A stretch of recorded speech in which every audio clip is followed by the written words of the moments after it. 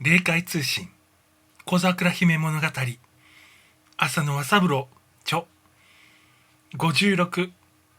月瀬ぬ物語。あった上は心ゆくまましんみりと語り合おうと待ち構えていたのですが、さていよいよこうして母と膝を突き合わせてみると、ひたぶるに胸が迫るばかりで、思っていることの塔が一つも言葉に入れず、ともすれば泣きたくなって仕方がないのでした。こんなことではあまりにみっともない。今日は面白く語り合わねばならぬ。私は一生懸命なるべく涙を見せぬように努めましたが、それは母の方でも同様で、そっと涙を拭いては笑顔でかれこれと話を続けるのでした。あなたはこちらでどんなところを通ってきたのですか？母は真っ先にそう尋ねました。最初からここではないように聞いておりますが、私はこちらで修行場が3度ほど変わりました。最初は岩屋の修行場。そこはなかなか名護ございました。その次が山の修行場。その時代に竜宮会、その他いろいろの珍しいところへ連れて行かれ、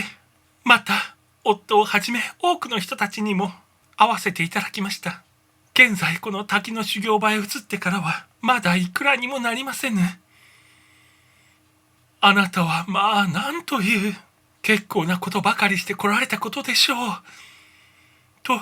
母は心から感心しました。この母などは岩への修行だの山の修行だのと、そんな変わったことはただの一つもしてきはしませぬ。まして竜宮会などと言っては夢にだって見たこともない。あなたは確かに特別の御用を持って生まれた人に相違ない。私の指導役の神様もそんなことを言っておられました。まさかそうでもございますまいが、いや確かにそうです。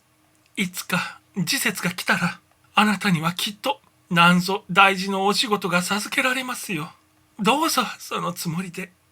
今後もしっかり修行に精を出してください。母などは他の多くの人たちと同じくこちらに参ってから産砂の神様のお手元である一室をあてがわれ、そこで静かに修行を続けているだけなのです。父上とはご一緒ではございませんか？一緒ではありませぬ。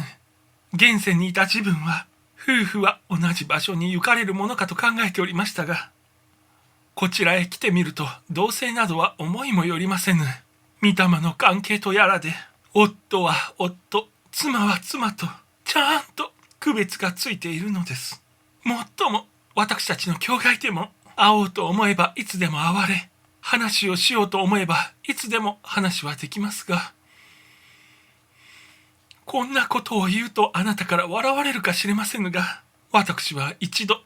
指導役の神様に向かい、あまり心細いからせめて夫とだけは一緒に住まわせていただきたいとお願いしたことがあるのです。それでも神様はどうあっても私の願いをお聞き入れになってくださらないので、その時の私の力落としと言ったらなかったものです。私は今でも時々はいつの時代になったら夫婦、親子、兄弟が昔のように楽しく同居することができるのかしらと思われてなりませぬ。あなたにはそんなことがないのですか？ないでもございませぬが、近頃統一が深くなったためか、だんだんそうした考えが薄らいでまいりました。相当に修行が積んだら、一緒に住むとか住まないとか申すことはさして苦労にならないようになってしまうのではないでしょうか。竜宮界の上の神様たちのご様子を見ても、いつも夫婦親子が同棲しておられることはないようでございます。それぞれ御用が違うので、平成は別々になってお働きになり、たまにしかご一緒になっておくつろぎ遊ばすことがないと申します。神様でもやはりそうなのでございますかね。そうしてみるとこの母などはまだ現世の執着が多分に残っているわけで、これからはあなたにあやかり、あまり愚痴は申さぬことに気をつけましょう。今日は本当に良いことを伺いました。あなたがそんなにまで修行ができたのを見ると、私は心から嬉しい。そう言いながらも母の目には涙がいっぱい溜まっているのでした。